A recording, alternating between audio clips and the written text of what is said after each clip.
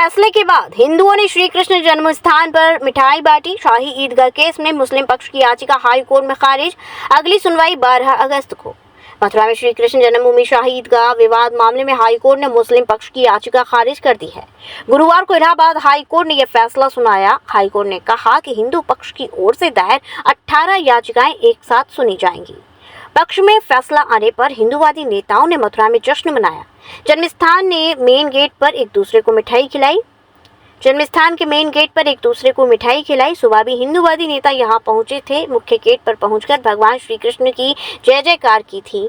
हिंदूवादी नेता दिनेश शर्मा ने जन्मस्थान के मेन गेट के सामने बैठकर भगवान से पक्ष में फैसला आने की प्रार्थना की थी। हिंदू पक्ष के एडवोकेट विष्णु जैन ने कहा कि 25 सितंबर 2020 को पहला शूट पेश हुआ। 4 महीने डिटेल सुनवाई हुई। आज हाईकोर्ट ने 18 शूट को सुनवाई योग्य माना।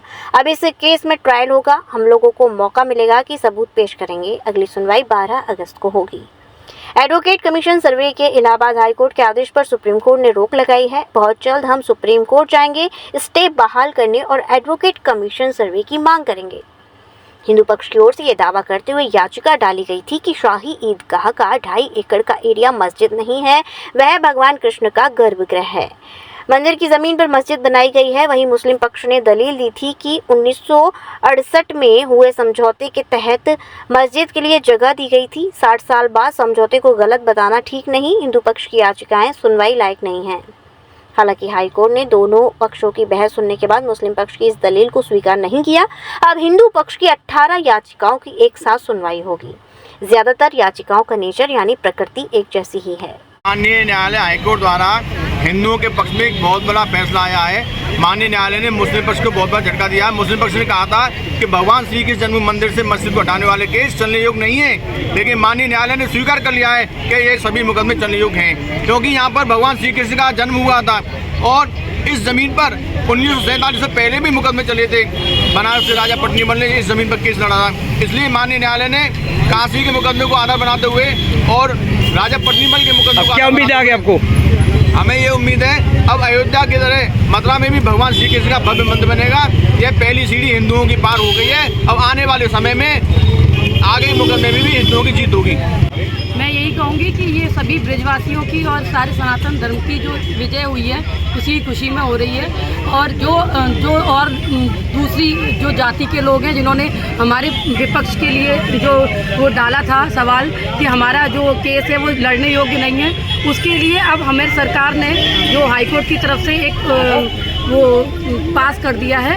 तो हम चाहते हैं कि आगे इस पर आगे कार्रवाई हो, जिसमें कि श्री कृष्ण के प्रूफ मिलेंगे और श्री कृष्ण जन्म स्थान का जल्द से जल्द अनावरण भी करेंगे।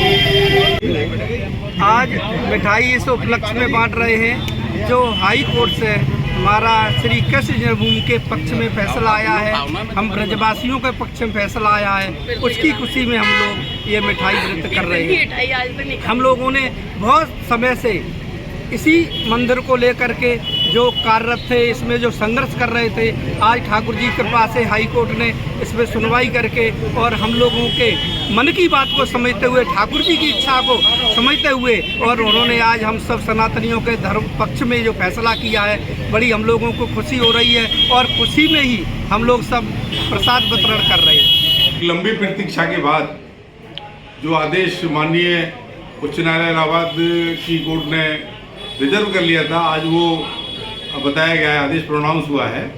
और हमारा ये था कि पहले 7 रूल 11 पे CPC में जो प्रावधान है उसके तहत मुकदमे चलने योग्य है या नहीं।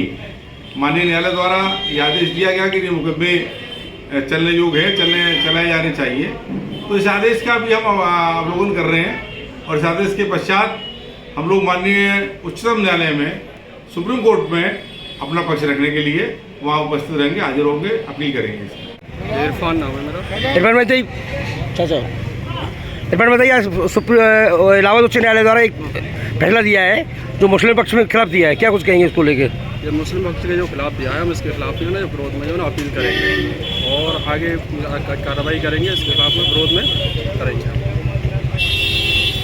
देखिए, इलाहाबाद हाईकोर्ट के समक्ष जब मथुरा के सारे मुकदमे गए, उन मुकदमों में इस बात का ही विषय रेज किया जा रहा था कि क्या ये प्लेसेस ऑफ वर्शिप एक्ट के प्रावधानों से बाधित है।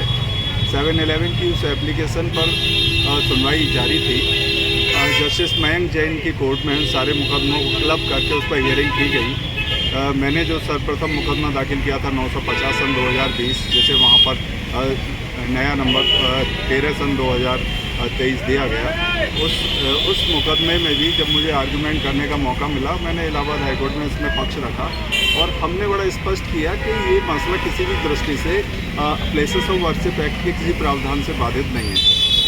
डिटेल में उस पर आर्गूमेंट कोर्ट ने सुना, काफ़ी सभी पक्षों को अच्छा मौका दिया और आज अंततः ये बात निश्चित हुई कि वस्तुतः भगवान श्री कृष्ण की जन्मस्थली के लिए जो वाद दाखिल किया गया है प्लेसेस ऑफ वर्शिप एक्ट के प्रावधानों से किसी भी प्रकार से बाधित नहीं है।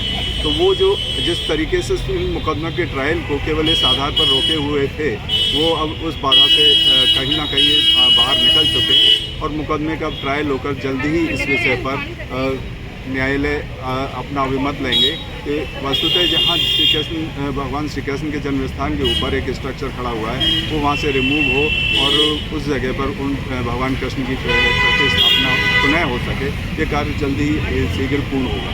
KD medical college hospital and research centre, जहां एक की छत के नीचे ब्रजवासियों को मिलेगा संपूर्ण रोगों का इलाज, वो भी रियायती दरों पर। अत्याधुनिक सुविधाओं से लैस operation theatre, MRI, CT scan, colour Doppler, ultrasound, digital x-ray, echo, सभी प्रकार की खून और पेशाब की जांचें, न्यूरो से संबंधित रीढ़ की हड्डी व दिमाग के ऑपरेशन, ब्लड प्रेशर व पेट से संबंधित सभी रोगों का इलाज, ब्लड बैंक, डायलिसिस व एम्बुलेंस की सुविधाएं, इमरजेंसी सेवाएं 24 घंटे उपलब्ध। OPD सुबह 9 बजे से लेकर 4 बजे तक। KD medical college hospital and research centre.